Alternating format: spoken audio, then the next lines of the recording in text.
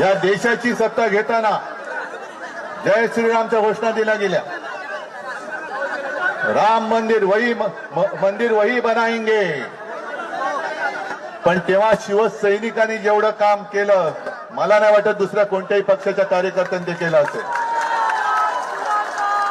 मग शिलापूजन असेल तर शिलापूजन केलं, रथयात्रा असेल तर रथयात्रेत सामील झाले, कार सेवा असेल तर अयोध्येत जाऊन कार सेवा सुद्धा केली।